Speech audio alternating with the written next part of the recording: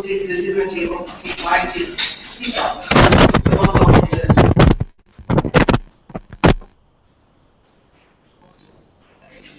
speak to the presentation of the IRC gesture. So let's start with the short remark of the second. Merci. Bon, je voudrais on va faire un travail archi fabuleux. J'ai eu une difficulté à faire nous-mêmes.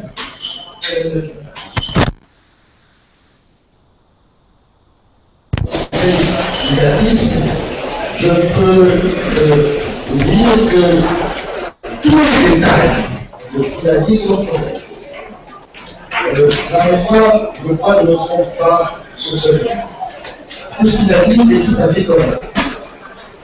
Maintenant, ce que je dois ajouter en une ou deux phrases qui est très important, c'est indépendamment de toutes les formulations en termes de statut, d'organisation, de règles, etc., nous avions, et quand je dis nous, c'est pas moi tout seul, nous partagions relativement important degré de penseurs africains.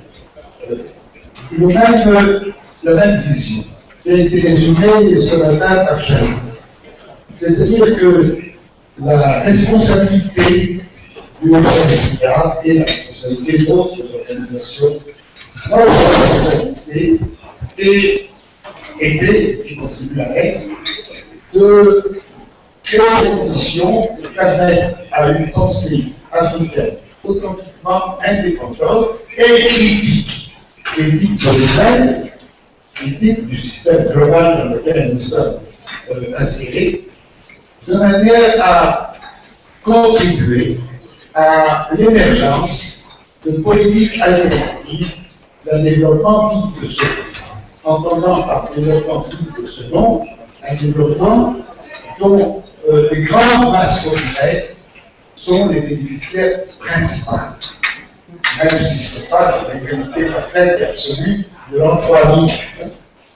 Bon, ça c'était le fil rouge derrière toutes nos discussions, toutes nos tentatives de trouver des formulations organisationnelles les plus efficaces pour permettre cette affirmation de cette volonté de contribuer à la libération de l'Afrique et des peuples africains. C'est ce que je voulais simplement ajouter à Samir. Merci beaucoup, Samir. Maintenant, je passe la parole au président Taladia pour faire sa première remarque, ses premières remarques, quitte à revenir plus tard au débat avec d'autres questions et d'autres remarques. Mais ça, c'est préliminaire. Vos remarques préliminaires sur ce que vous venez d'entendre et de voir ce matin. Merci, Madame la Présidente. Je crois que on va déjà adresser toutes mes félicitations au comité de réflexion pour avoir fait de manière assez exhaustive l'historique, mais aussi avoir touché vraiment du doigt les principaux problèmes qui se posent donc, au niveau du Codesria après 40 ans de fonctionnement. Ceci étant, je ne voudrais pas sur ce qui a été déjà dit, puisque ça a été dit de manière assez approfondie et aussi de façon très claire. Bon, je voudrais tout simplement ajouter quelques points, notamment la sauvegarde, c'est-à-dire dans la révision de la charte des différents textes, c'est tout simplement de mettre encore l'accent sur l'indépendance même du Codesria en tant que tel, parce que ça a toujours été un élément très très important de sa vie. Également, second point, c'est le renforcement de la coopération avec les différentes organisations et institutions africaines, telles qu'au niveau des organisations sous-régionales, la CEDEAO, comme ça, la CEMAC, etc. Mais également certaines institutions telles que la Banque africaine de développement et autres. Donc cela me permet d'aborder un point très important, à savoir la question de financement. C'est vrai que ce n'est pas de manière détaillée que cela doit être dit à la charte, c'est une question de stratégie, mais il est quand même important donc, de souligner cela, parce que de plus en plus, le potentiel peut avoir des problèmes avec le Nord, étant donné le renforcement de la crise financière et économique, le développement d'un certain nationalisme en Europe. Et donc, ce n'est pas sûr que même les pays nordiques pourront continuer à soutenir financièrement donc le potentiel. Par conséquent, il est important de réfléchir sur les différents mécanismes, soit d'autofinancement, soit donc des financements à travers les États africains, mais également à travers un certain nombre d'organisations sous-régionales et régionales. Donc ça, c'est l'autre aspect que je voulais surtout souligner. Et un dernier point porte principalement sur donc, cette mécanisme de résolution des conflits internes et même quelquefois en dehors de ça. Parce que je me souviens que je crois que c'est dans les années 86 ou 80 où il a failli avoir une coalition de partenaires financiers qui voulaient réorienter la vision du Codesria, soi-disant qu'on fait le Codesria est plus ou moins dirigé par les gauchistes et tout. Et mais, il n'eût été donc la cohésion aussi bien au sein du comité exécutif qu'avec le secrétariat exécutif. Je crois que dans cette coalition, vous aurez pu avoir raison et réorienter fondamentalement la vision par notre organisme du Codesria. Et aussi, au sein même, on peut assister effectivement à des crises internes telles qu'on l'a lu, plus si c'est dans les années 95, où donc, au niveau de l'Assemblée générale, il y a eu vraiment beaucoup de tractations et cela a failli provoquer une crise. Et enfin, d'une manière générale, c'est, je crois, au niveau des assemblées générales, repenser surtout les invitations, c'est parce que les gens sont invités un peu sans qu'on sache exactement pour quelles raisons tel pays a 20 membres, tel autre a 2 membres, etc. Bon, donc tout ça, ce sont des éléments. Et parmi les mécanismes pour éviter les choses, il dit qu'il est peut-être bon, important de constituer un groupe qui puisse chaque fois être l'amortisseur des conflits éventuels. Et ce groupe pourrait être constitué, donc, de manière informelle, cela se faisait déjà. Mais peut-être qu'il faut institutionnaliser ça avec les anciens présidents, les anciens secrétaires exécutifs ou d'autres personnalités qui sont capables donc, de contribuer entièrement lorsque les conflits naissent à la résolution de ce problème. Alors, et le dernier point, comment par exemple, c'est une question, nous devons chercher à répondre à 2 questions. Par exemple, comment les productions scientifiques du potentiel doivent influer dans les prises de décision des politiques. C'est-à-dire que le potentiel produit beaucoup. Mais est-ce qu'aujourd'hui on est en mesure de dire est-ce que ces productions scientifiques-là influent de manière décisive dans les orientations politiques donc, de nos gouvernements? Donc c'est la question dernière question de l'Europe. Merci. Merci beaucoup. Merci beaucoup, Monsieur le Président. Et je passe à présent la parole à Séné for the first comments. You can come here, please. You can do it from here. No, just give her yeah.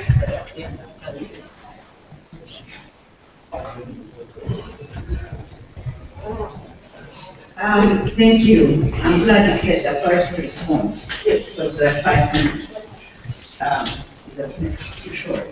I also wanted to congratulate the committee for giving us some ideas on how to go forward and reforming, rethinking our institution. I'm particularly struck by the notion, and I endorse their finding that one of the greatest capacities that Codesria has accumulated over the last 40 years is the capacity to self-realize. But in this process, I think the problems that they subsequently outlined has come about in terms of being responsive to the various crises that has confronted the institution. We put up solutions that perhaps we are now forced to reevaluate, and that's how I view some of the recommendations they give, is that this process of self-realization was a crisis response without thinking what are some of the consequences, both institutionally and in terms of programmatic work of the council. The key question that they have raised, how could the governance structure be strengthened in ways that would render the council more responsive to the growing and changing needs of its constituency? And I think it is a legitimate question, but what I hope this 40th anniversary assembly and the committee itself will be able to do is define what are the specific needs of the diverse members of the council. I disagree with my mentor and friend Samir Amin that we are not a homogeneous group within Codesria at the moment. There are people who think very differently what the council ought to be doing, what the council is at the moment. Perhaps historically, the version that he said, people who think alike, who feel that their priorities are similar, might have helped, and I believe it did, but it has changed. That's how I perceive my presence within Codesria, is that the membership, the needs of the membership, types of membership has changed and become extremely heterogeneous in accordance with its growth. So how could the council be able to respond to the specific needs of this heterogeneous community? Now, to what extent is my key question, will the council be able to continue to give due consideration not only to regional diversity, but to age, as was mentioned a couple of times yesterday, and gender diversity of the continent. And the fact of 3 wise persons made up of 3 men of a certain age does not give me comfort that this diversity will be addressed. And I call on this assembly to do something about that, because if you look at it, they even have difficulty mentioning gender, as I said, etc. And I don't think half of the population of this continent is an etc. And that's the point we've been trying to make in Codesria for the last 40 years, is that this is a very serious question of this continent. I think we were learners of history that Codesria outlined, that Tanika outlined. For example, Mark 3 tells us that it was only after an animated discussion of the General Assembly that membership was open to individuals. individuals. My remembrance is different.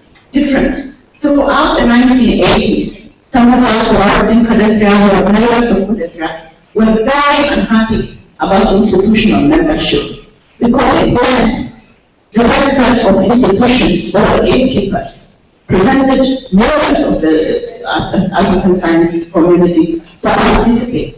In fact, members of the scientific community could not even get publications of Codesria because directors locked it up in their office.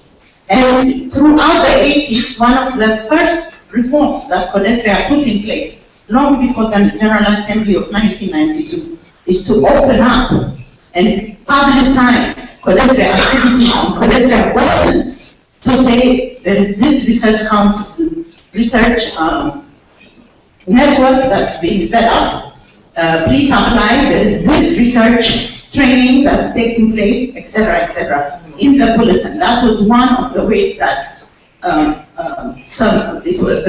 hegemony of directors was subverted, and younger and a wider set of social science members could attend Codesria activities. I do recognize the issue that is raised now, that we now think, what will this opening up of membership imply in terms of structure and governance and so forth. But it was indeed a very momentous opening to the social science community, and I think it should be duly noted. And the first gender meeting, for example, was prior to this General Assembly that you talked about. And that also opened up to the participation of female social scientists in the Codesria Council. And I hope that the history, when it is written by the committee, will note that. And also, when we talk about the criteria of how do we balance individual and institutional membership, we take this into account. And that I hope our council will not go back to the good old days of some men constituting the council, because that's what it was. If we look at the real history, that was what Codesria was. When some females walked into the council meeting, people will say, as Kanika would very well remember, oh, and there is also the gender issue. And there will be a that would be the end of that. Let's please not go back to that reality. Now, I wanted to also raise the issue of, in the outline that was given to us, it says that university, in the 1980s and 1990s, it portrays it as the crisis of African universities. Are we to assume that in the year 2000 and beyond, the crisis is over for African universities? I'm not quite sure about that periodization, because the region I come from, universities are facing new crises, sometimes of a much more deeper concern. So it says that, okay, the implication that I get from looking at this outline is that those responses that we made in the 1980s and 1990s no longer should prevail. Is that the message? And if so, how would Codesria respond to the needs of African universities that are still extremely urgent?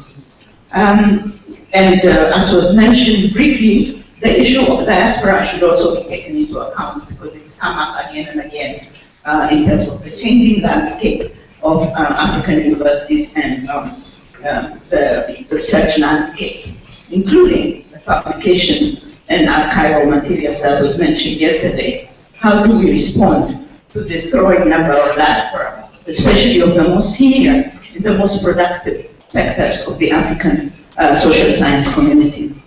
Kanika mentioned in passing that donors, the donors are no longer paying attention to networks. As he subsequently said in his presentation, my sense is that they do not want Pan-African organizations like Codesria.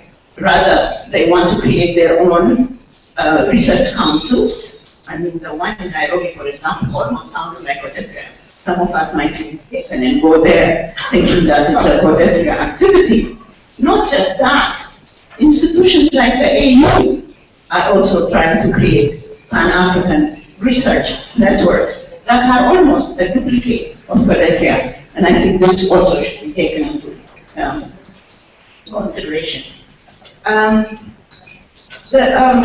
There was an insinuation in the presentation that one complex challenge is that Codesria is the thin line between think tanks and consultancies.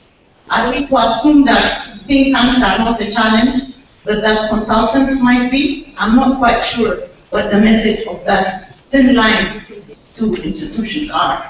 As think tanks, some think tanks are perhaps more of a challenge than individual consultants, which Nandika thinks is a disease. But nonetheless, I agree with him, but I don't know if there is a thin line between these two. And I'm not sure what the message about that thin line is. Now, I was very struck and impressed by this finding that the conflation of participation in programs, etc., and membership and voting, the conflation of these two. When the actual write-up takes place, I hope you will differentiate or make it a bit more complex, because some of the participants are long-term Codesria members and legitimate voters, and others who just come to that particular General Assembly or 40th anniversary or something. But that is indeed a challenge. Do people who come because they have written a paper or it happens to be in their own country, which is a challenge we have faced, and then automatically become voters. This is an issue I'm sure the committee will pay due attention. And I hope that it's not just the mandates and the process of selection of the scientific committee, but I would like a discussion in this room and going forward. Why is there a scientific committee?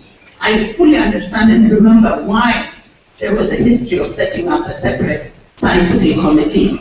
But if we are redefining the executive committee in terms of recognition and capacity and all that scientific criteria that was outlined here, would there still be a need for a separate scientific committee? Is a question I would like to hear some responses from the House and the committee. So I am disappointed that the issue of the reintegration of Codesria's intellectual agenda has been kicked down the line. I would like to hear from the President and other members. When will we tackle this issue?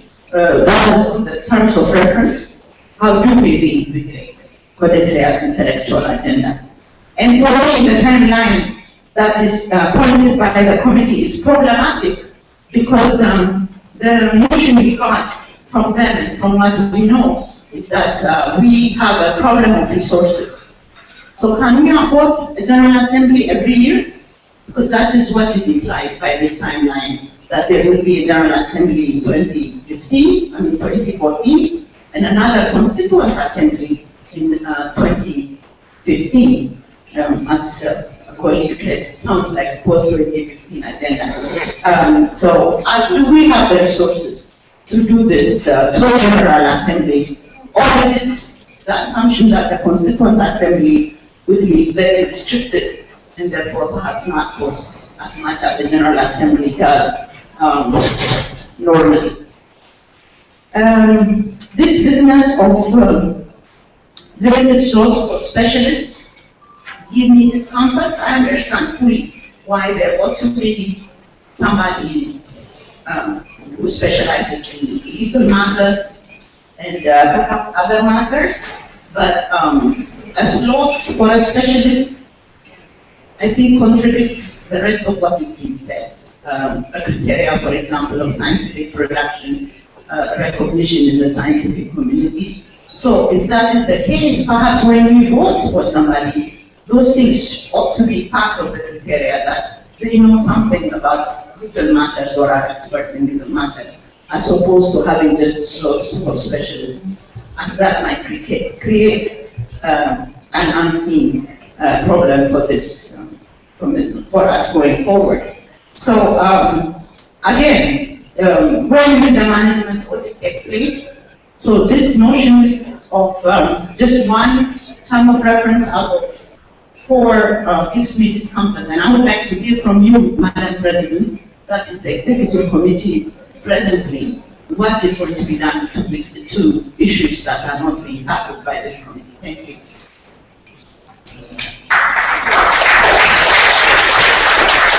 Thank you, Shirley, for this reading, critical reading, and that's the house. That's what Codesria is all about. Yes, we've talked to have critical look at what has been proposed to us, and I think this is a project that we are constructing together, and all the remarks are being taken into consideration, both by the executive committee who is listening in and by the review committee. So please feel free to voice your views. I now give the floor to Mamadou.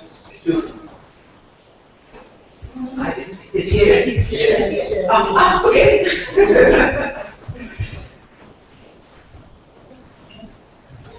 Thank you, Madam Chair. What I would like to do very quickly is first congratulate the committee for a very challenging and rich review focusing on governance. And I agree with their main conclusion that we need today to re-evaluate Codesria back to a trajectory in order to reinvent it in a moment which is a crucial moment, both intellectually and financially.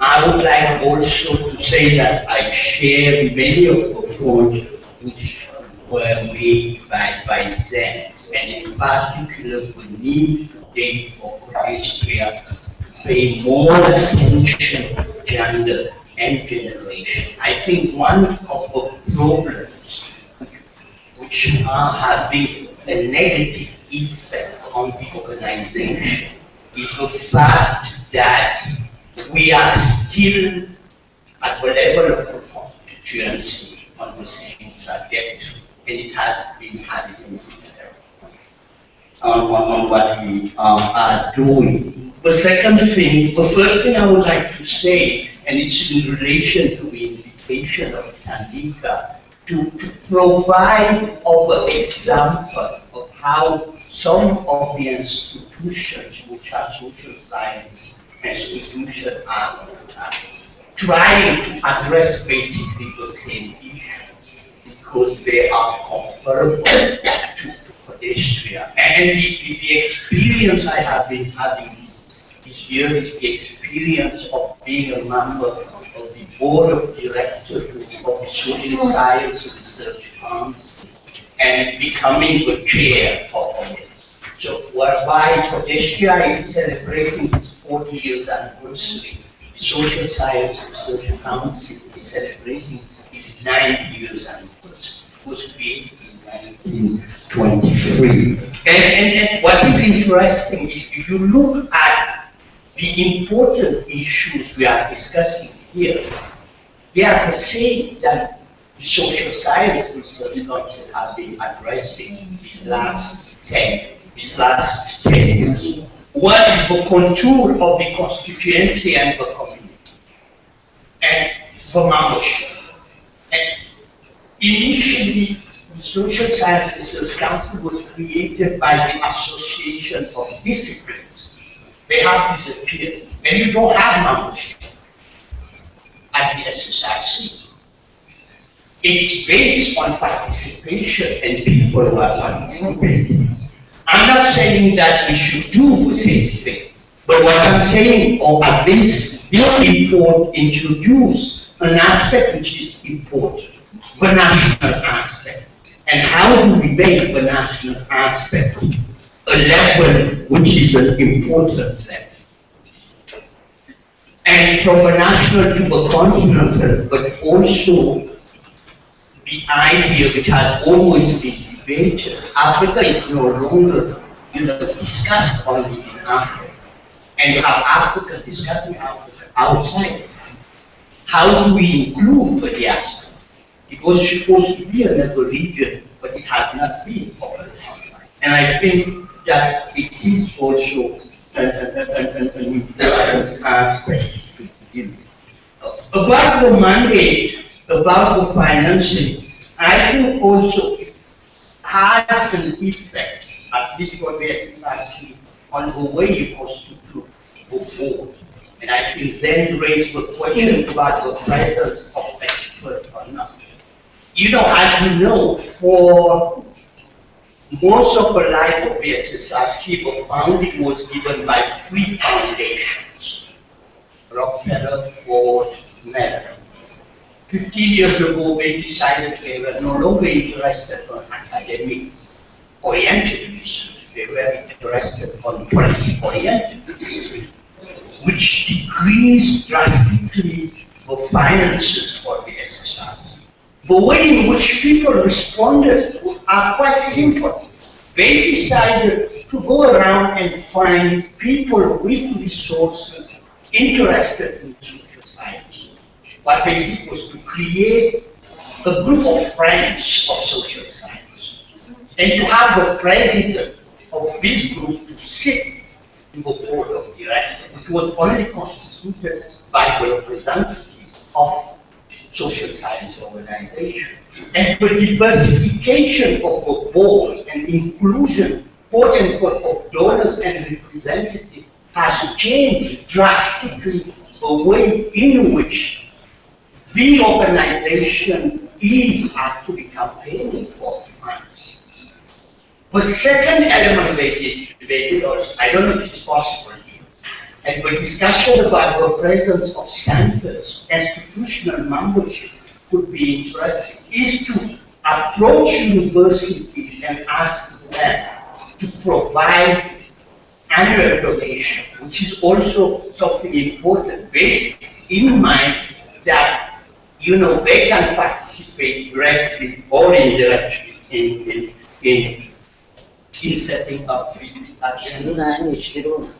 The second question, I think, which is important also, is how do we respond to the tension that has been created by the fact that foundations are now pushing for policy oriented.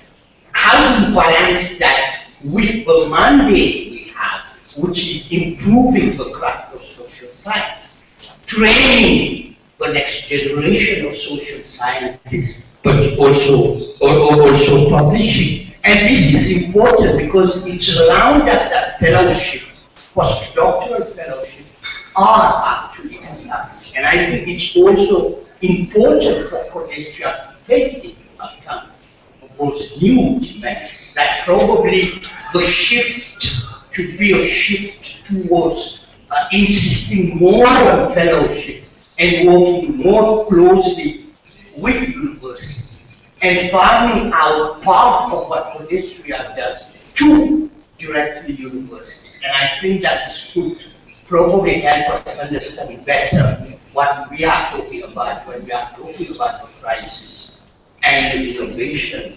pre-crisis of universities. But this could also help probably negotiate better this question of consulting and consultation.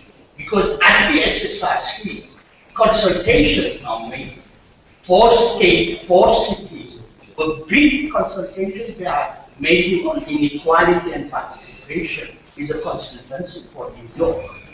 It's run by the SSRC, but farm out to universities, but also to policymakers, which is generating resource not for individuals, but generating resource for the organization. This is the difference in the discussion in Africa, I think, about consultancy. The other issue is the effect. We discussed it, but we discussed it as digitization. We discussed it alongside what Charles Jeffrey was talking about. But at the SSRC, the discussion is about not digitalization, but the impact of the digital culture in what we do as social science, which is, I think, a different question, because it's reshaping our research and it's reshaping I think everything we have been doing. And I entirely agree with Zen about rethinking the scientific community. I think that the scientific community should be completely redefined with a completely new mandate about the design of our research agenda, the design of the intellectual vision of Codesria. And it should actually carry more by any of the substructure of Codesria based on, not only a knowledge of what is going on, but the kind of environment in which we are operating. And I think we can do it only if today we are able to understand that Codesria has gone from a moment where the progressive agenda, the necessity to preserve actually one way of doing research in a context which was defined by authoritarianism had to be addressed. Today what we need to address is the respect of pluralism in research in Africa. And I think it's the crucial element. We have to accept that. And we need the scientific community which is able to deal with the plural expression of research in social science in Africa. Thank you. Thank you very much, Mamadou. Very good. Yeah, well, that's a lot of food for thought, and I'm happy that you are also reacting at the same time to what is being said by the previous speakers. Now I give the floor to Teresa for her first reactions, please.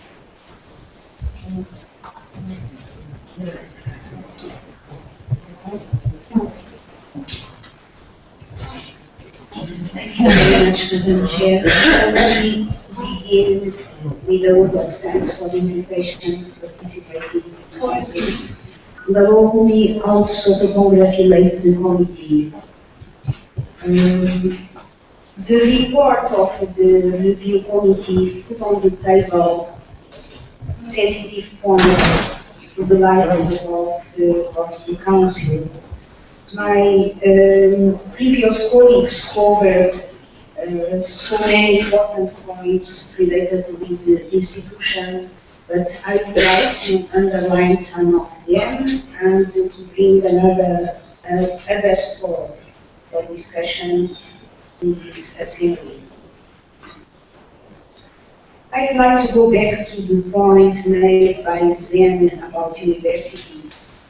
Although we are aware that there are so many improvements or some improvements that have been made in some countries in what concerns investments in universities, we still have many universities in different parts of the continent where we are really far away from such improvements, including the consultancy culture, and as a result of this situation and the crisis that is going on in some parts in some universities, we still have some marginal research communities. At the same time, we can see that social movements are improving a lot.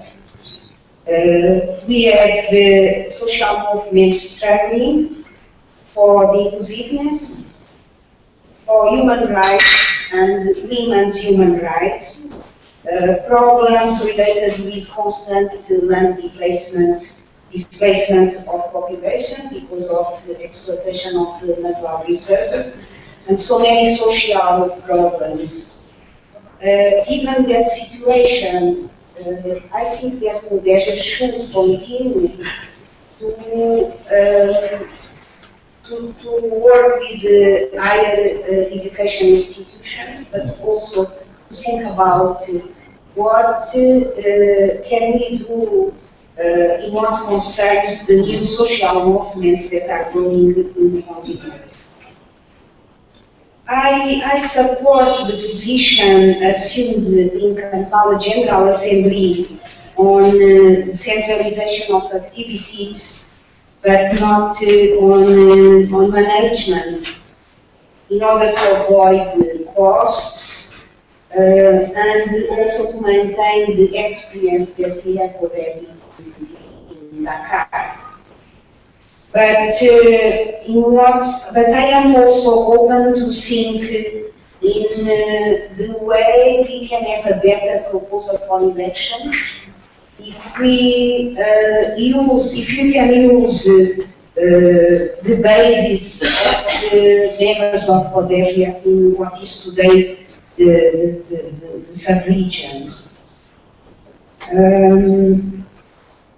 I wonder if we change the way of elections, if we will be able to manage the situation in some marginalized communities. For instance, the islands is a problem that we keep discussing in Codesria about the islands, Indian Ocean Islands. The Lusophone countries where we still having problems, and probably the Arabophone countries.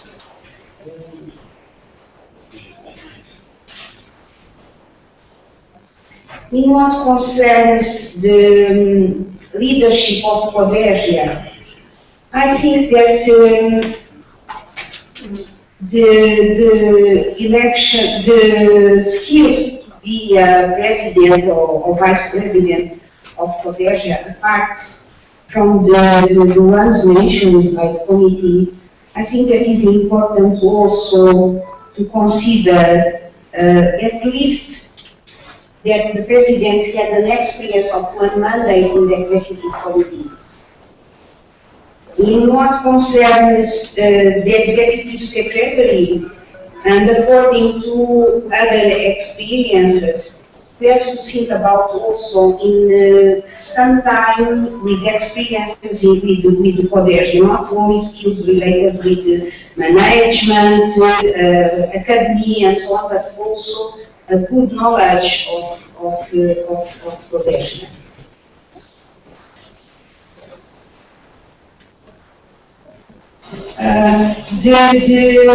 The charter is very clear on the role of the Executive Committee between the General Assemblies and the role of the President. However, I'm not so sure about the role of the Vice President. And by the end of the day, things depend on each team of leaders, the President and the Vice President, and the respect they have amongst them. In the past, Codesria had the problems of tensions in the relationship between the presidency and the executive secretariat. Although we have internal regulations, maybe we can review the regulations to see if they are the best ones in the present situation, to avoid tensions in the future. I would like to ask the committee, in the case we will agree that we are going to have two meetings, the scientific meeting in December this year and the General Assembly in the next year, if costs should be covered, because we will have two meetings, and if there is any reflection about the past, because if I am not wrong, during Mandani and Moyo mandate, we had a situation like that one, but it was a crisis situation, and they stayed more 1 year. So I wonder if the consequences, if you reflect in the consequences of that situation. Thank you very much. Thank you, Teresa. And the last person to be given this 5 minutes preliminary reflections is Isa. Please. Can I go there? Yes, please.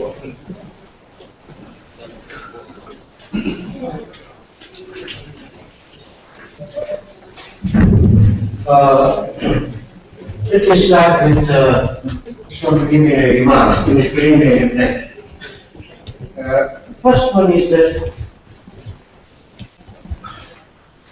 we lawyers know, and Aki was my teacher, who taught me law, knows that the life of an institution doesn't simply depend on its constitution and charter. There are lots of things which are not said in the charter, but we develop certain conventions, certain traditions, certain ethos, all around the institution, which really inform the government rather than form our rules. And we have said a lot about the strengths of Codesria, but there is one strength of Codesria which I have not mentioned. Okay, of course it has its problems. And I realize the problem it has in my own small way when I was the chair of the Malay professorial chair in Parliament Studies for 5 years. And we did certain things. For example, since this chair was in celebration of Malimu that we should stick to his principles, like self-reliance. We would not, for example, accept funding from Vodacom and Tigo and so on, or from private businessmen who make money through stock exchange and etc. We'll only take money from public institutions. Now, that was the kind of ethos we tried to develop. But after 5 years, someone else succeeds you, and when the person is reminded that we did not quite do things like this, he or she would be said, but where is it written? Now, fortunately for Codesria, it has exceeded 40 years, and you have been fortunate in that sense, okay, that people don't know where it is written. So some people could ask it.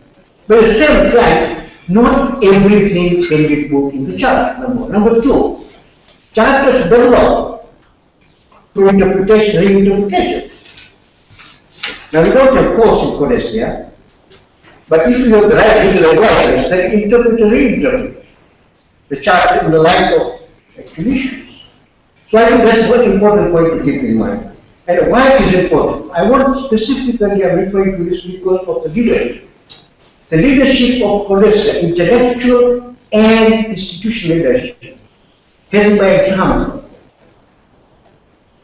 the integrity of the intellectual and institutional leadership has by examples. It has given certain ethos. In Codesria, we don't do such things.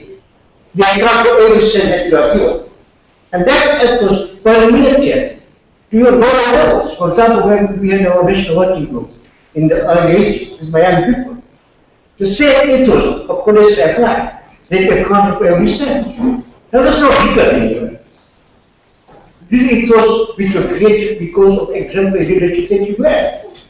The leadership that there was there not by virtue of the merits of series, such committees and so on. You can have a fantastic series and intellectual scholarship and 40 books written, and still you may not have a leadership with that kind of integrity. And the integrity was informed by a certain vision. Codesria was not just another research institution. Yeah, I mean, Codesria was not just another. Codesria had a particular need because of its vision. And the vision was not simply Pan-African. It was more than that. It was a Pan-African, progressive, committed institution. It was not just another organization. It seems to me that while these are historical, you have to keep in mind. That's fine. The second thing point I would like to make is that we have to be cautious and careful with this process of reform in creating a new Codesria. It can prove to be extremely fractious. if you're not careful, can become very fractious and bring to life divisions which are latent. This is what we are witnessing in Tanzania today, to the extent that the country is almost on the brink of disintegration. Because the process that we started was new constitution without much thought and preparation. This process requires very careful preparation. And therefore, I become quite suspicious of timelines. If you're not careful, the process can become fractious and dangerous for the life of the institutions. Sometimes it's better to leave the charter you have and reinterpret it rather than start a process of reform. Unless you are sure that you are given enough time, you prepare it well, you prepare your constituents. So maybe the committee would like to keep that in mind. The third point, I'm a bit surprised. Why has the review committee shied away from learning from the crisis that we have had? Because, okay, first question to ask, why the review committee at this time? Is it simply because of passage of time, 4 years? No. There's nothing. Why should we review the institution simply because 40 years have passed? No. Why did we embark on this process? Was it a crisis? What were the issues? What are the problems? We try to address those issues. If so, then identify those. Frankly. In Codesria, we don't tell this business of shy away. No, we don't shy away. But also learn the previous crisis. I don't know exactly correctly, but in my view, Codesria never faced the kind of crisis which is faced in the 1990s, right? In 2 phases. The transition of Tanganyika to his successor, and then the rule of his successor, right? There's never a crisis like that. Codesria almost collapsed. And that is what led to the appointment of the governance committee, which I chaired. And some of the issues, I forgot to the report. You may have read it. You see, it was trying to address some of these issues in the light of the crisis we have. Because we have a relationship between the President and the Executive Committee, within the Executive Committee, which is now fractionalized and divided. What happened? How we make decisions? How do we address the crisis? Nothing in the charter. How do we address the crisis? Okay? So these are some of the issues which you may want to review and learn from it. Having said that,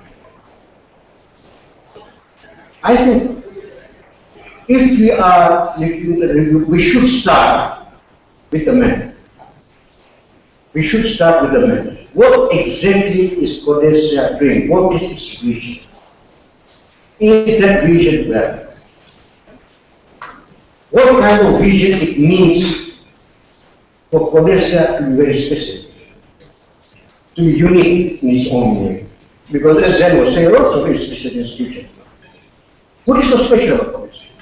So let's rethink and reimagine the mandate while keeping the basic principle of Pan-Africanism, progressive, and commitment to the development of the majority of our people on the country.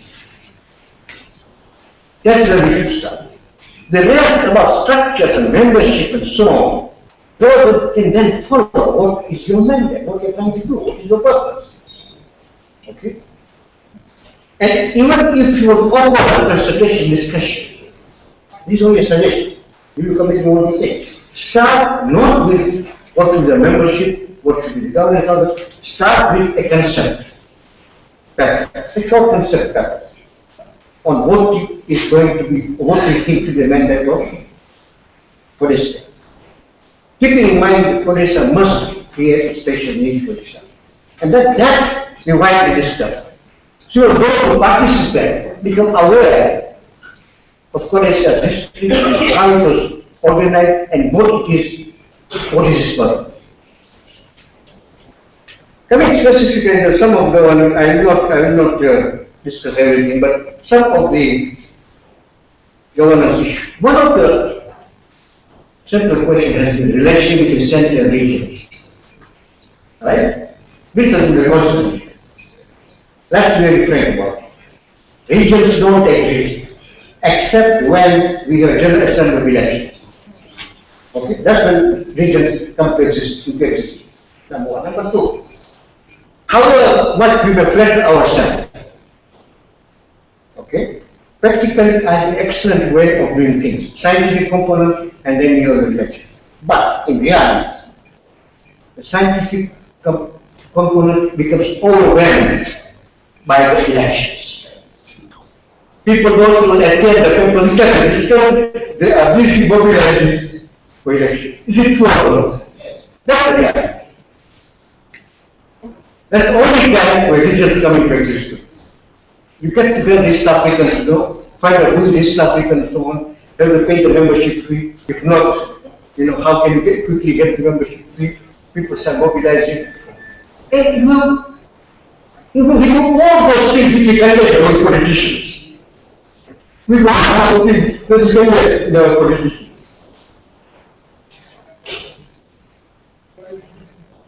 I think Tandika pointed out correctly that although we are elected by a region, in the executive committee, you are not there to anyway, regional interests. You are supposed to be Pan-African interests. Okay? But what's the relationship between the person who is elected and the region? Nothing. It's absolutely nothing. Okay?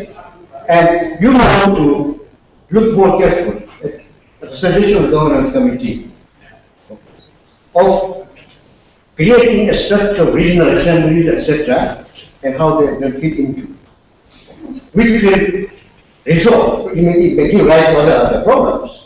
Actually, we did consider it, because we do not want regionalism with Pan-African organizations.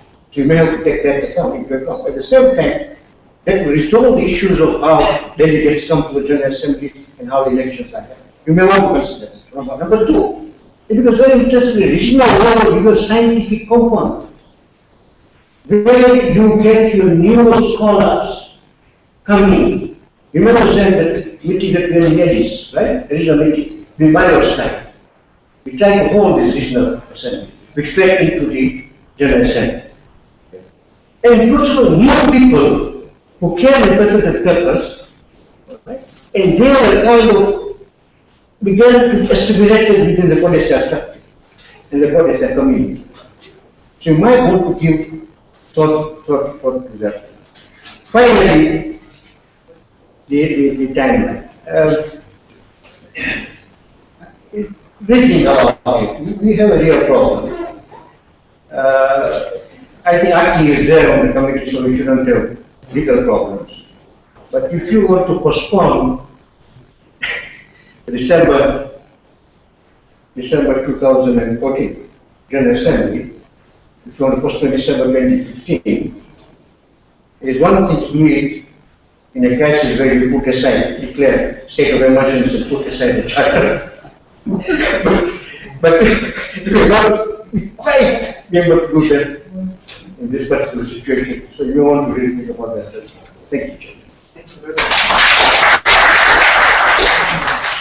Thank you, Isa, for reminding us of something that is really very important and that bring us together. Values, ethos. I think we really need that also. Shahida reminded us of the militant, the romantic. I think these are really values that are very important and that make us a special organization, and we have to preserve them. But let me, before giving the floor back to Nazika and committee, just answer some of the questions that you asked there about the terms of references that we have communicated to Nazika as the colleague chosen to chair the review committee, chosen with unanimity, without any hesitation. First of all, that the contents of the review, the issues to be addressed by the review, the three issues that were outlined by Tandika were a package, if you like. It's not a piecemeal kind of review. It's a package. It's a whole not start with the instruments while you have not determined the goal. It's in function of the goals and the objectives and the mandate, the new mandate, that we will determine what tools we are going to use in order to implement, to fulfill this this mandate. So I think we start logically. Logically, you have to start by determining what we want to be, or just confirming what we are and how we want to be, to exercise all that mandate today in today's conditions. So I think that's how we presented the terms of references. For the composition of the committee, we suggested some names to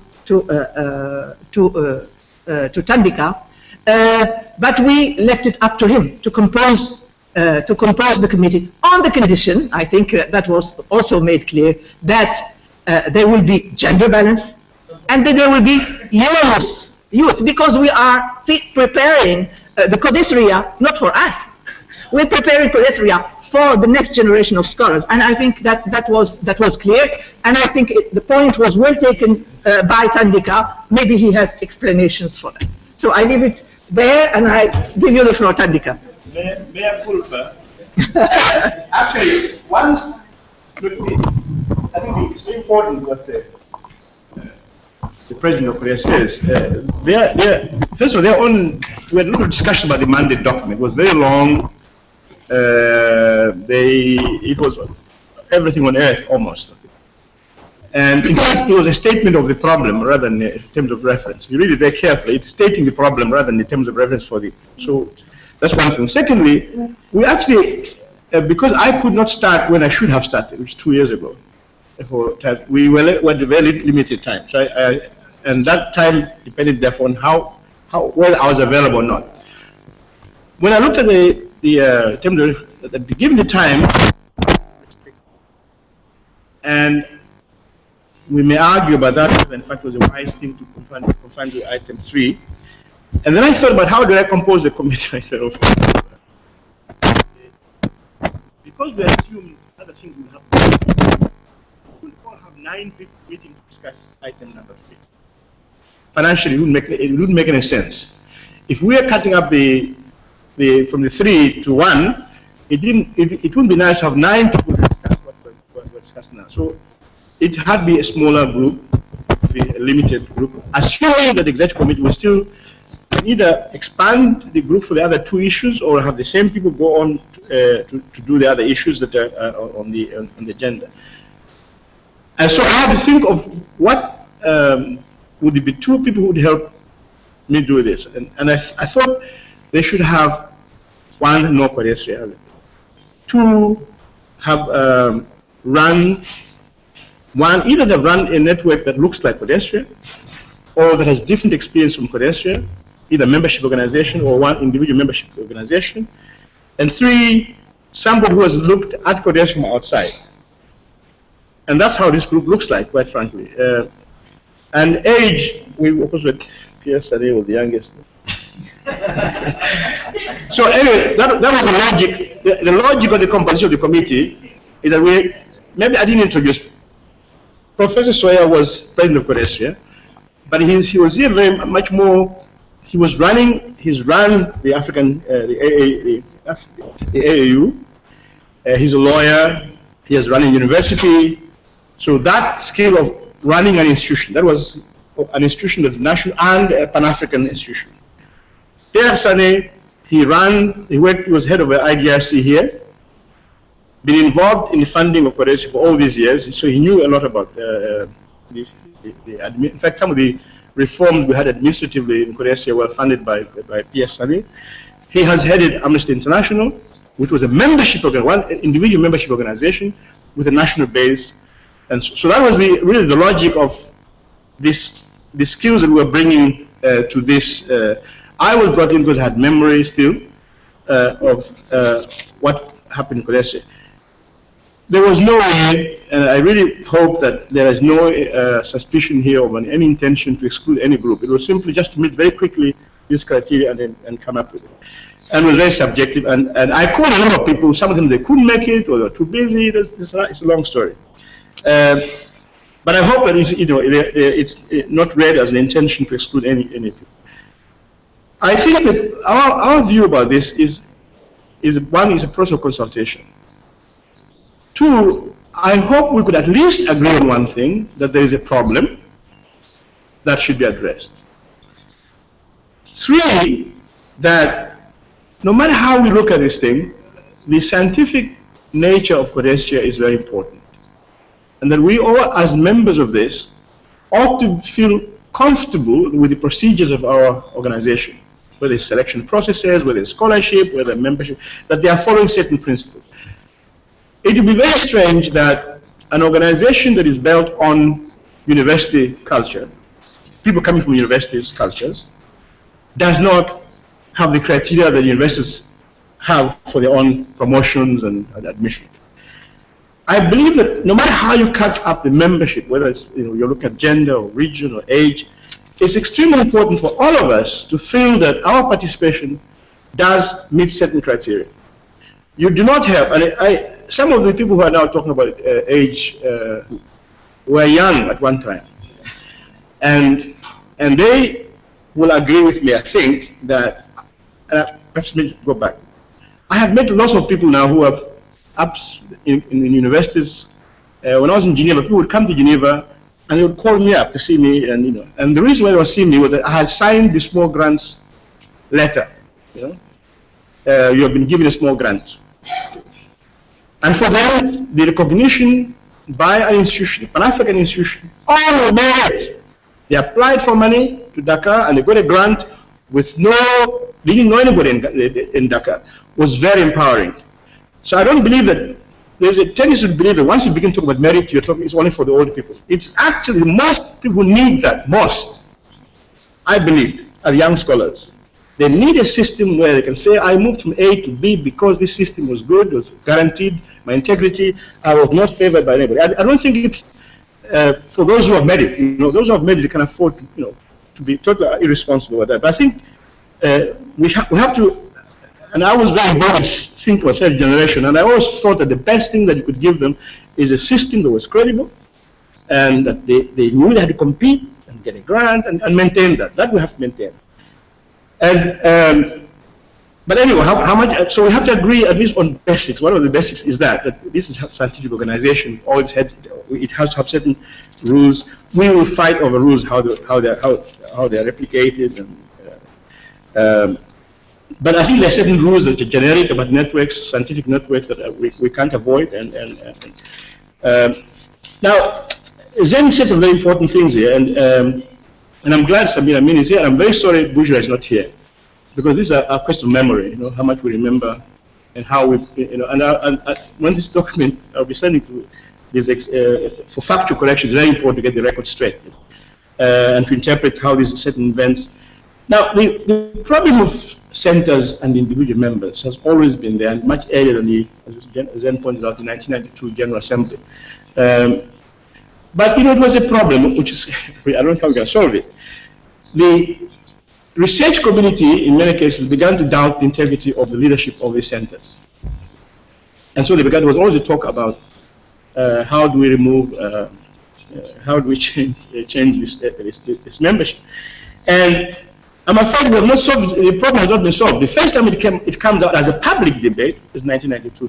It has been always underlying about both Bourgeois and Samir, I think, quite elegantly managed this. In the sense that you had for a long time, if you look at the profile of some of the executive committees of Codesria, they were quite conservative. Okay? But the rule was that they did not interfere in the day-to-day scientific management of Codesria. You didn't get a scholarship because the executive committee said you should. And that is probably the best you can do. That you secure the integrity of the research or scientific process. And so far in Codesria, I know, this interference by the executive committee on individuals thing was resisted. The Shivji report, and the Issa Shivji report, has a statement somewhere that is trying to, it discusses debate in 1992 about changing membership, and ends up by saying, we don't know what problem they were trying to solve. Because the participation in Codesria's small grants, institutes, publications, has nothing to do with membership. It has nothing to do with membership. So it was not clear why this membership thing was seen as solving a problem of scientific. And as I said, this question was in the chief report. They simply said they couldn't identify what problem was that trying to solve. And finally, I think the institutional reforms are very complicated stories. Because institutions, in a strict sense of the word, are not just the laws, they're also the norms. The norms constitute part of the institutions, and the practices. There has been very critical debate, and I remember being attacked very strongly for that, for encouraging a oral culture in Codesria. That I didn't write down everything.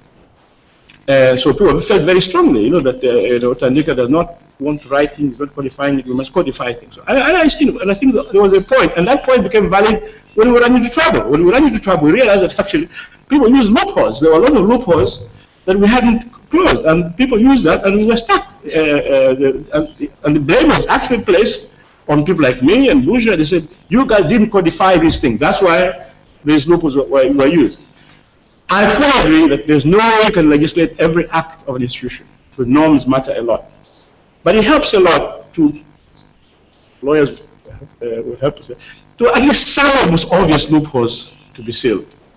And finally, just my first point, finally, this, I don't know about the legal problem. What does an organization do when it wants to reform itself? In the African case, we had, especially in Francophone, they set up these national conferences, which were totally illegal in the sense they were not provided for by anybody, and they changed the laws of the country. Now, should Codesria, and this I think to me is ultimately a matter of trust, should the executive committee postpone by 1 year, would that be perceived by the community as cheating? They want to stay longer? Or will it be seen by the community that it's giving itself time to make the reform? I mean, I think it's a very important question. That's why it must be transparent. Because if it's not transparent, people think this committee is trying to delay its departure, by 1 year. And in Codesria, we've had all these problems all the time. When something you do, you're delaying your departure because you want to do something wrong. And I think if we have these two consultations, we can hopefully convince. By the way, the decision to postpone the General Assembly's executive committee, this is a proposal from our timeline. If they say no, then that's something, no. But I think it's very important that we create, among ourselves at least, some sense that this is not a trick by the executive committee to break the rules. It's not a coup d'etat, that it is actually, in fact, the lawyers told me that by calling it Constituent Assembly, you're creating an institution which is good, which, I don't know how the lawyers explain this, but if you're changing the laws of an institution, you are not the General Assembly, but you're changing the laws, you reconstitute yourself in something else that does. But please, and I would ask all of you, but let's assume that the proposed timing is not a reflection of anybody to strengthen, break the rules of Codesria, or it is actually simply saying that if these reforms are necessary, you will need more time. That's all it says. We may say it's too late, let's start all over again after the next one. That's another decision. My view that this has happened so often. We have had reforms proposed at General Assembly of Codesria, and they say, okay, we have no time to discuss them with 3 more years. Let's give this process time. That's all the argument we're trying to make. It's an important process. If we don't think it's important, but it's an important process, give it time. It's not. And we should convince our community that we're giving ourselves time to do this reform. But it requires trust and very careful management, because if it's misunderstood, if the intentions are misunderstood, and none of us 3 here have anything to do with, there are no benefits in postponing the General Assembly for all of us, but I think it's important that it's seen in trust, that it is not proposed by the Executive Committee. We are proposing it. It's not them who are proposing this change. But they have the right to decide yes or no.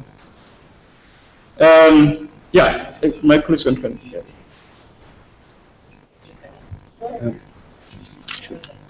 Thank you very much, Madam Chair. I think, in a sense, the purpose of coming to this session has been vindicated. Because this is an opportunity we thought we could use to air the issues as we've seen them and soliciting comments, vigorous comments as we've heard. And so it's very much what we intend to do. In fact, we've been taking notes copious. But some of the matters which have come up need to be addressed. One of them is Zen's concern about deep persons.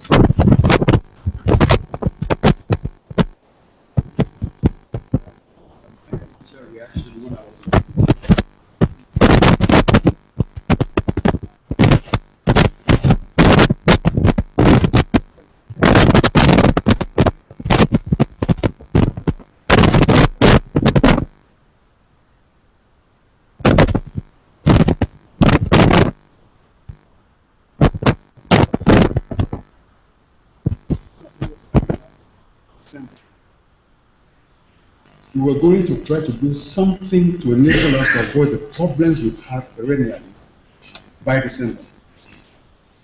A reading of the history which we've done shows quite clearly in our own experiences that there will be in December another about one more crisis reading assembly as always. They will start all over again as always, all over again. Now, if we began this exercise 2 years ago, in preparing for this December, I can see a different project being done. But beginning in April, to propose serious changes which will affect how we work for the future by December wasn't realistic. In fact, the record will show that I declined to serve on this committee for that reason. I was so busy, wasn't time enough, wasn't feasible. Am I right or wrong? So I said, pass me up. But in the end, I was able to stay on. So let me explain. Let me emphasize. The timing we have and our reading of the nature of the problem is what has compelled us to want to narrow down to this particular topic and propose the timeline. Because if we don't propose a different timeline, whatever we do between now and December will be decided upon by the same kind of group in December who are the problem. So we are proposing to the EC and they decide from their politics and their judgment and so on that it be done. As far as we can tell legally, there's nothing stopping it. There's practice, there's politics, there's pressure, but formally, legally, I see nothing in the charter which stops it being separate. And the lawyers will always contest on both sides. If that can be done, it will create the space and the time to consult on all these things you're talking about. And to consult seriously, not just simply to get quick ideas to write up a paper. You can do anything. Or get a consultant to do a paper as a consultant. That can be done. But to really engage seriously in looking at these kinds of problems needs time and contact and consultations of all sorts. That is the basis of our approach to the problem. The purpose of this meeting for us is not to present you with positions which you can say yes or no to. No, not so. But to fly the idea we had that we need fairly radical reform of certain aspects of our work, first. 2, we need time to do it properly to avoid the perennial problems that we've had. If that is the case, here are some ways one can begin to approach it. That is the purpose of this meeting, as we see. So the input on details or comment, perfectly justified. It will be taken on board. We are hoping that we can follow this up with consultations, through email, through whatever, through visits, through a national discussion and so on, going forward. The purpose then would be for us to develop a new chapter, which will have to pass through an assembly. The notion of one with the Constitutional Assembly that you're going to make new law, a new starting point. So if we are right, if you agree with the notion of a new starting point, then unavoidably, it has to be approved by a new kind of organization. That is dilemma that we have. As for the transition of 1 more year EC, I don't have a problem. I think that can be managed. If we do our work properly and show credit to our community, what we are trying to do, 6 more months for the EC, 1 more year, I don't think it should make a difference. Thank you. Yes, just very briefly. I'm the outsider. First of all, the terms of reference. The terms of reference that were sent to us by the Executive Committee, to go through the terms of reference, really the big concern in the terms of reference is about membership. After that. Yes. The big concern on the terms of reference, reflecting maybe the General Assembly of Rabat and the concerns of the Executive Committee, is about membership. So if you read the terms of reference, really it's the central question seems to flow from the nature of the membership, because it is that membership that elects the Executive Committee. The Executive Committee appoints the Executive Secretary, and the Executive Secretary and the Executive Board manage the organization. So, according to the terms of reference, the starting point should be the members. Now, of course, I agree completely with Issa. We need to maybe engage in a conversation on vision and mission, and then come to the membership. We hope that the 40th anniversary conference in December will allow us to engage in that conversation on vision, on mission, on the future role of Codesria, on what kind of council is needed today in order to achieve our objectives of contributing to African development over the next, let's say, 40 years. And from there, we can integrate that discussion, that conversation, into our own thinking in order to make recommendations to the executive board. Because, I mean, my understanding of a member of Codesria or individual member is someone who submits a proposal to attend a scientific conference, is selected, is brought to the to where the General Assembly is taking place, pays a contribution, annual contribution, through deduction from the per diem that he receives, becomes a member and votes. That's the member. If I understand correctly, I may be mistaken, but that's the individual member. So maybe we should ask the question differently. Do you need members? There are other councils that function without members. There is a board appointed according to certain criteria, cooptation, nomination committee, etc., etc.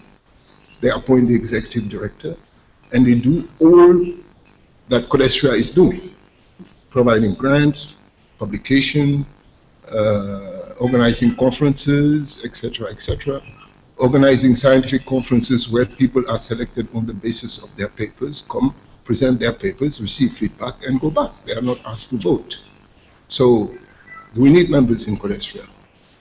To me, the answer is not obvious. I can understand institutional members, but individual members, I have difficulty really understanding. I understand that it came as a result of certain crises, etc., etc., but maybe it was the wrong response to the right problem. There's no crisis, fortunately, because usually when we try to bring institutional responses in situation of crisis, we tend to respond to the immediate crisis, and we oversee the structural problems that need to be addressed. So this time is a good time since there is no crisis, and especially because it is 40th anniversary, this is the time we need to take to think through the Africa we want in the future, and what is the type of council we need to set in place today in order to ensure that the social science contribution will help us achieve our final objectives.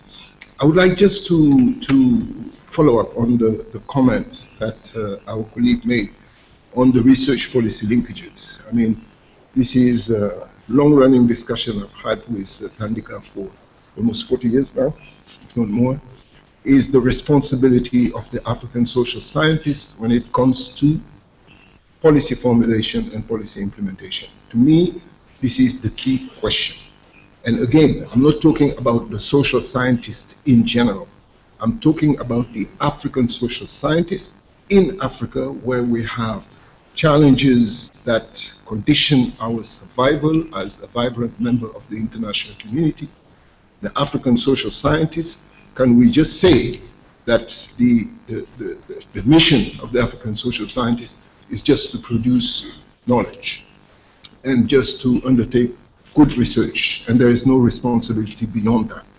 I think in the context of our continent, where all citizens have to participate in the construction of the future, can we limit the responsibility of the social scientists to just the production of knowledge? That's certainly not my view, and I think we need to bring this in the discussion. I'm not saying that research should be instrumentalized. I'm not saying that researchers should be turned into consultants. What I'm saying is, after the researcher has produced his or her work, having selected independently the priorities, etc., what is the responsibility of the researcher in taking the results of that work into the policy process? That's the question, I suppose, that was raised. And I think this review should ask this question to those who will be consulted further. Just one more thing for it. I wanted us to, one thing I hope we'll do is to agree on, besides agreeing on the problem, to have some sense of agreement on the normative basis of membership, what it would be normative. Look, no matter how the question about representation, when we solve one issue, we say, okay, region, or we say language, we do that. The next question will be, who are those people representing that region? How were they chosen? Who are these young people? How were they chosen? So each group, the question arises. No matter how you cut the cake, each one of us has to go through a process which is credible. If you're representing one language group, we have to demonstrate that you went through a process of choice. And there's always a question asked about, who are these young people representing Korea? How they come in? Who are these? Who are the women representing Codesria? How do they come in? Who are the Southern African representing? That each of these categories of Codesria still has to be answered in some criteria. Who chose them? So it's a question not about just at the top, but just at every level. And whenever you talk about new membership or inclusion, when we said it, I was just looking at the minutes, when they included to faculties, the question was, who chose the faculties? Okay, and the association, same thing. Who chose the association? Was it the secretary of the association was coming there, or were they? I mean, they're always this, and we have to agree on those questions about what are the basic criteria in Codesria for the selection of people. And how you cut the cake up is another story. But we just have to agree on those principles. And if we don't agree on those principles, it's very difficult to go forward, because they're fundamental principles. If you don't agree on those, then we can't go forward. We are not, by the way, on the question of modalities and exact stories, somebody raised the question about doubts about these wise or specialized people. And there was a response from Mamadou. I'll just give you an example of one model, okay? And that's why how these are very complicated, and we cannot resolve it. I'm not a lawyer myself, so I don't know how to create it. Some models you would have had 5 members regional basis, 5 a kind of a board of trustee type, the American board of trustee, where the self-selection committee, 5 by individual members. I mean, that's one composition. You can think of many compositions that you think about, but no matter how you think about them, there must be a criteria for recruitment of these 5 people or these 15 people. And we're very vague about it.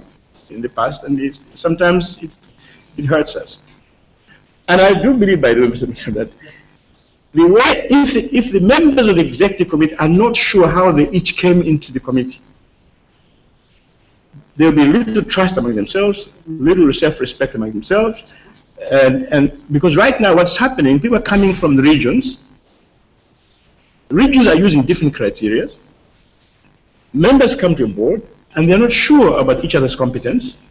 They're not sure about the transparency of the process that brought them there. You create an executive committee which, right from the beginning, day one, is in trouble. See? So we have to create this criteria just for the survival of everybody, not only each one of us, whether you're an individual or institution. You just have to have those institutions that reinforce collegiality, respect for each other, and all that. Let's think about the criteria. Yeah, exactly. Okay, finished, Sandika? Yep. Okay.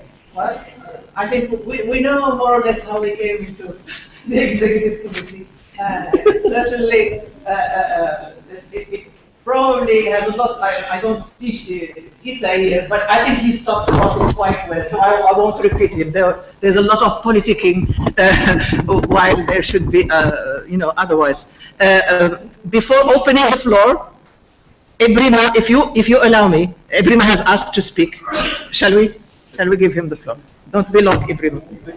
Everybody wants to speak. Thank you very much. I believe we have this discussion. I think we've been asked to mention budget and advisory. I think we need time.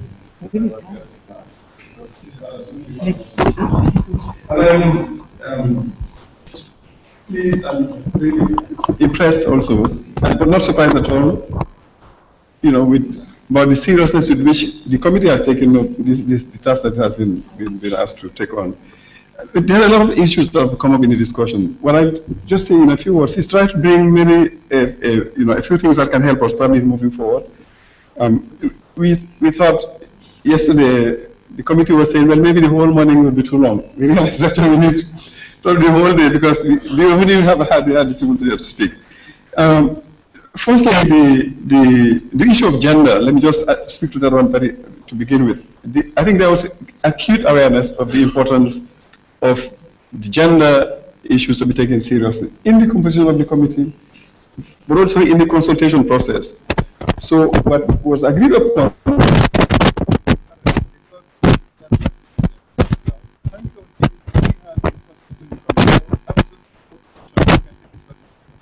there was a list of people the idea was what to bring people who have some institutional experience or something to address it. But the idea was as an indication of the kind of people you should talk to. Right? So, and that was taken up advantage. Secondly, I think the timelines are very important. And I agree fully. And we already had this discussion 2 days ago when in the meeting of the executive committee, that the whole notion of what is it that we want to do, what kind of Codesria do we want, and what would that Codesria be doing, is the starting point. And that is what conditions even the discussion on membership and what kind of members you have and what kind of board you have. Now, if that is so important, it seems to be coming up in every intervention that we had so far. It means the timelines also became important. That is not a task to defer much later. It is probably a task to be taken on now by the same committee or by some people who will be working parallel to the work of the committee. That reflection should start now, whether or not the assembly is held in December or next year. The third thing I want to say is, I was happy to hear Aki saying, I've looked at the charter, there is nothing saying we cannot separate the events. There is also in the history of Codesria a number of instances in which General Assemblies were held at different times in the year. It was not only in 2002. 2002 was the extreme case in which the previous one was in 1998. There was a crisis in between, and then the next one was 4 years later. But assemblies have been postponed by 6 months, by 3 months. The first assembly I came to was in 1992. It was in the month of February. The second one I came to was in the month of June or July of 1995. The third one was in December 1998. Usually, financial issues are very important. Do we have the money to hold it? And people understand. We don't have enough resources. It's a lot of people. We want to do it properly. It's postponed by 3 months, by 4 months. This time we tried. The executive committee felt that, look, no, let's say, as far as possible, let's try to keep to the, it had become almost like a tradition.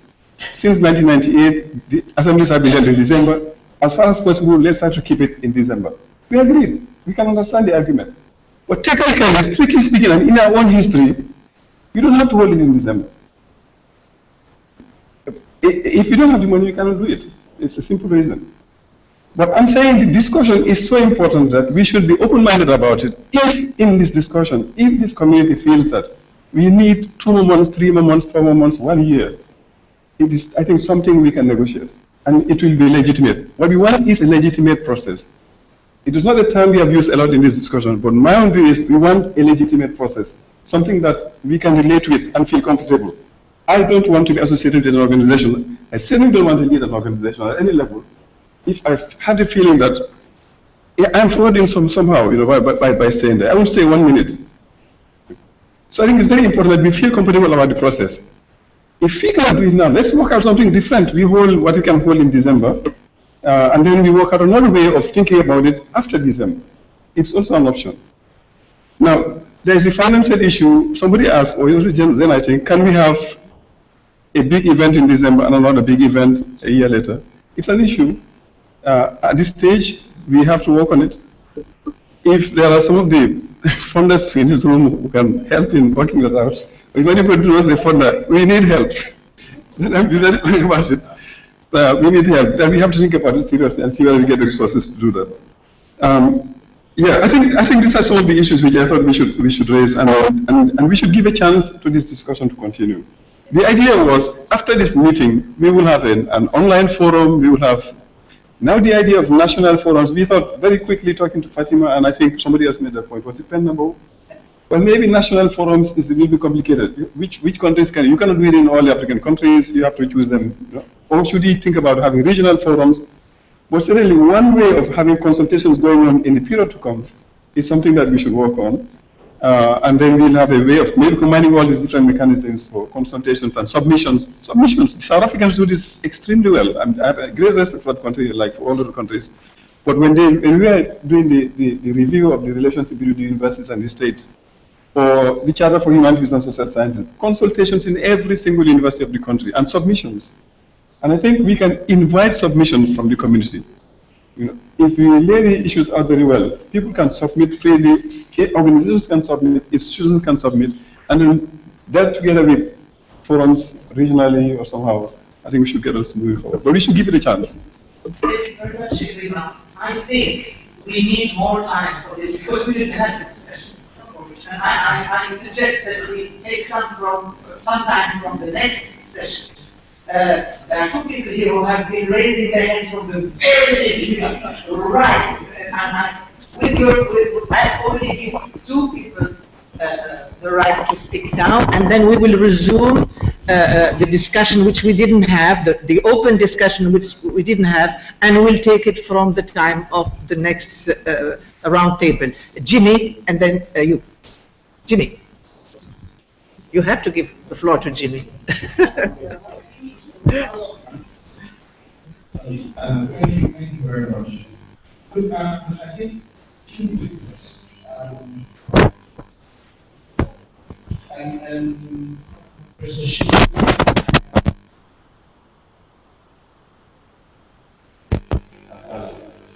One of the problems we have to deal with is if you leave this to something that becomes a discussion in the General Assembly at the first off, you're going to end up with a lot of suspicion also of whether you are. That's one dimension. Second part of this, and I'll raise it in what I call the question of housekeeping. Maybe let me just raise that housekeeping. I hear you, agreement, but there are 2 concerns that I have. First of all, we have the General Assembly, we have the Charter in front of me, 2005. It says, under General Assembly Article 17C, the General Assembly shall be the highest authority of Codesria. It shall meet every 3 years. It shall meet every 3 years. We need to be very careful that we don't get to be seen to be riding roughshod over our own constitution. But these are extremely important things to deal with, all right? Already, the announcement has gone out for the 14th General Assembly. Okay? The deadline for submission of something is already good. If you start now sending out notices saying we are postponing it, you're going to the problem that's starting out with the question of suspicion. Okay? And then you're going to get to Dakar in December. People will have started campaigning in the aircraft and something, and paying and all that, you know, and all that. We're going to end up with a major problem. Remember the evening in Kampala. So and then article what do you call it, 17D provides for an extraordinary session of the General Assembly shall be convened on the request of 1/3 of full members or 2/3 of members of the executive committee. Or 2/3 of members of the executive committee. In other words, having an extraordinary General Assembly can be organized either by 1/3 of members or 2/3 of executive. It's a lot easier to say 2/3 of the executive agree that we should have an extraordinary committee. So to avoid what is actually an important thing, to get the real on the grounds of I don't feel uncomfortable purely on this at all. Okay? If for tactical reasons we move from June to December or February to June, I have no problem. In each of those cases, announcement never went out. People got the announcement and the General Assembly is holding. At the moment, the announcement has gone out. If you postpone now, you're going to break money. It's just a practical issue. So can I suggest then that we do this and then address what is really behind it? Because if you're trying to offer new medicine or something, the question is, what are you trying to cure?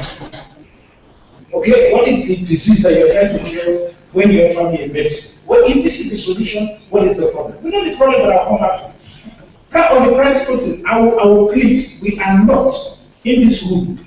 We do not have any power. We are not supposed to buy any something. We cannot make any decision at this stage. Purely advisory. Alright? And it's important for us to recognize that each and every one of us here, how we got here, I don't know. I don't know how I got here. You know, I thought somebody thought that maybe it's going to be a great problem again. Maybe, you know, like I said. So let me plead with this. Let me plead that we go ahead with the General Assembly. Purely from a legal point of view. The work of this committee, whether you want to add 1 or 2 members to the thing, you can.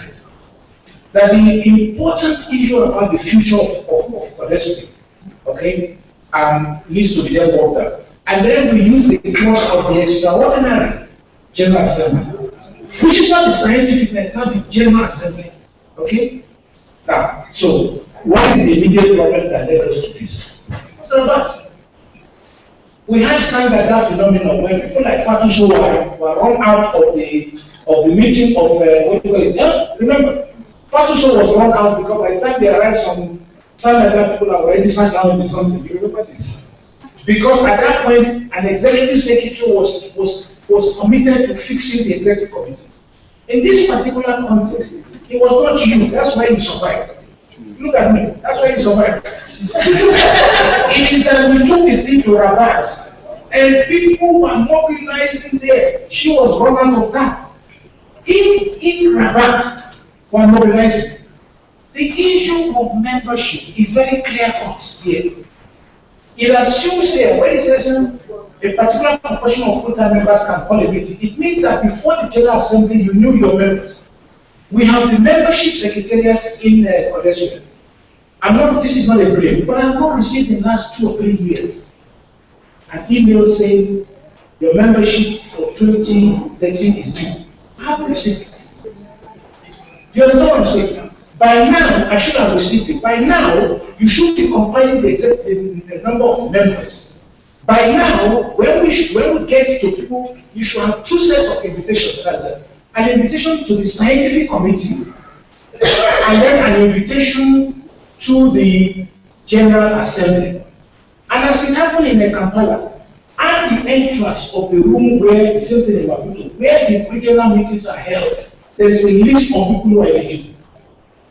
But that is not going to cure all of that problem. And this is where I will end. It is about all of us. I'm tired of coming to the General Assembly where we spend the time plotting and politicking. People start mobilizing before they arrive. And I've served in the executive committee where some people from day one they are concerned about money. Okay, what else we talk about is money, how much are we going to get next time? And then you say, last 1,500 they collected, where's the receipt that you spent? It's about personal integrity. But if we do not codify matters, we codify because the new problem happens. This is an enduring problem. So, again, sorry, let's go ahead with the General Assembly. Let the General Assembly, let's have this an updated report of this. Okay? And then start maybe input as well. Let the next executive committee and assembly, let the extraordinary General Assembly be organized. Let's now come to that extraordinary General Assembly and function as the Constituent Assembly. Okay? And make all this something. Ahead of this thing, the membership list should be drawn up now. You cannot rocket up in the General Assembly and go and pay, or somebody will do Sandaga market pay, or in the Rabat market pay, and then suddenly there are 200 new members who will even have members yesterday. That kind of work. That is an administrative thing that the Secretariat must take seriously. And then the senior people here, you are the ones who sometimes create problems for us. Us about who should be president, who should not be president, who is organizing, who is starting, who is spreading rumors about somebody or not. I'm tired of that. So please, let's come to this from the question of the integrity and not behave in the same way we accuse our politicians. We heard you, Jimmy. Thank you very much.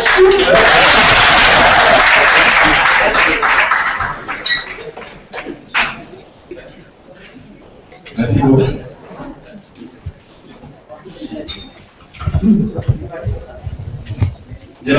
Merci Madame la Présidente. Je suis très content de remercier le comité pour ce travail, c'est très important.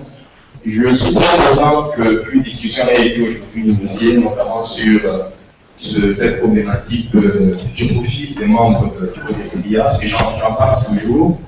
Quand j'arrive à une activité et que je rentre chez moi, d'après ce que je connais du Codesria, de la qualité de ce qui doit être présent la procédure, c'est que lorsque quelqu'un envoie un papier à quelqu'un qui est tout à l'heure, il envoie un papier, bien sûr, il est sélectionné, il participe à une conférence ou un colloque organisé par le conseil, et puis il devient membre du Codesria. Mais de là, ça se peut être noté, il y en a qui ont participé à une activité du Codesria qui disparaissent pendant 10 ans. Ils ne reviennent plus. On les revoit 5-6 ans après, ils se pointent dans la salle, ils disent je suis membre du Codesria. Il y en a qui ont participé à une activité du Codesria, qui ensuite ont participé à une deuxième, à une troisième, qui ont en fait participé à la vie du Codesria. En mon sens, je crois que un membre du Codesria n'est pas celui qui participe à une activité, et comme le disait M. Mignatien tout à l'heure, qui perçoit très bien et qui s'envole. Le membre du Codesria est celui qui participe à la vie intellectuelle du Codesria, comme on a vu avec nos aînés, à qui on a décerné des certificats de mérite. Hier, ce sont des gens qui ont participé à la vie intellectuelle du Codesria, à la vie scientifique du Codesria, des gens qui ont fait à ce que le Codesria soit connu ailleurs. Et donc, je crois qu'à partir de là, il est aujourd'hui important que l'on puisse peut-être introduire des clauses qui spécifient, n'est-ce pas, qui se questionnent dans le Codesria. J'entends souvent, de manière informelle, dans des colloques, des gens disent je suis membre actif du Codesria. Voilà quelque chose sur laquelle on peut s'appuyer. Donc, il y a donc des membres actifs du Codesria qui sont visibles, qui rendent le Codesria visible et visible. Et il y en a d'autres qui sont des membres, mais qui ne sont pas des membres actifs du Codesria. Je crois que dans la charte, on pourrait spécifier cela et en essayant de faire suivre, n'est-ce pas, de ces deux concepts, ces deux notions, d'une série d'avantages, de principes, etc. Tout ça. Donc ça me paraît être important aujourd'hui parce que je crois que ceux qui ont participé à l'élection des membres du comité exécutif savent que élire un membre du comité exécutif, c'est un moment très sensible à partir duquel une certaine mouvance, n'est-ce pas, émerge dans la salle et nous voit justement cette position entre les membres qui sont actifs et qui ne le sont pas. Quand on était à Rabat dernièrement pour l'élection des membres du comité exécutif pour l'Afrique centrale, je crois qu'on était dans la salle, il sait tout ce qui s'est passé. Et on l'a dit il y a des ans, il a dû y avoir des combines politiques à gauche à droite. Vous voyez quelqu'un qui est dans la salle qui dit je suis tout le monde pour Codesria, écoutez-moi, je démissionne. Donc, je crois que si on essaie de mettre les choses pourquoi à ce niveau-là, on éviterait ce genre de contenu. Deuxièmement, pour terminer, je suggère, lorsqu'on organise certains forums, comme celui-ci, j'ai l'impression, ça c'est vraiment ce que je constate, qu'il y a des gens qui viennent, qui ont des choses à dire, mais qui ne peuvent pas le dire parce que parfois il n'y a pas assez de temps, etc. Tout ça. Moi, je peux suggérer aux certains qui disent ma salle, peut-être, je crois que Madame l'a dit aussi d'une autre manière, s'il y a une question essentielle à discuter, une question qui nous tient à cœur, vraiment, je crois qu'on peut proposer, bon, évidemment, il y aura un problème de fond, c'est quand même une idée, vous invitez, trois groupes participants, il y a les jeunes qui connaissent bien le Codesria, qui ont passé beaucoup d'activités du Codesria, qui ont des choses à dire, qui peut-être devant les aînés ne peuvent pas le dire parce qu'il y a un problème de temps, et il faut considérer aussi la vérité. Quand ils donnent la parole, nous sommes, parfois ils vont donner la parole à tel aîné parce qu'eux connaissent le Codesria, cela va de soi. Mais, ce faisant, les jeunes n'ont plus, ils ne peuvent plus parler. Et ils sont de colloque peut-être sans avoir dit ce qu'ils avaient sur le cœur. On invite trois groupes, un premier groupe, peut-être à Dakar, écoutez, voici le problème qui doit être discuté aujourd'hui, il porte sur telle matière. Ils n'ont fait leurs idées. Si on ne les invite pas à partir de là où ils sont, on leur dit si vous avez des propositions en rapport avec telle problématique, vous nous les envoyez, et puis on les envoie, vous espérez les centraliser, et puis de là, on peut les amener dans un forum comme celui-ci et les discuter. Comme ça permettra à tout le monde de participer activement à ce genre de discussion. Je vous remercie. Merci beaucoup. You have something to say before? Yes, that is a very good question. Following up on Jenny's stream to have the assembly now, we have Sorry one. Jenny, are you proposing that the December assembly elect an ECA president? Because on the same chapter, we have 3 years, 10 years. So the legal issue remains. What are we doing? I'm sorry, but you know, this is not, I think we are going to continue this discussion, but I think we just have to, you know, interrupt it and then go to lunch and then return in order to continue with it. We all have a lot to say. I think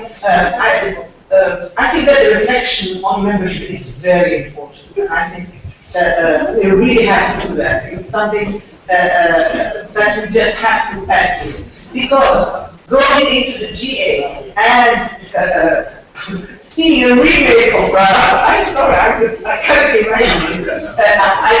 I might not like to live through it. I might live before that. But, you know, it's just hallucinating. So let's think about it a little more. And the consultation is just beginning. So they have just been formed, you know, Sunday work committee has just started in April, and we're already having this opportunity to consult with colleagues. And we will find the process of continuing this consultation so that we won't move on until everybody has been able to have this. Thank you. Bon appétit.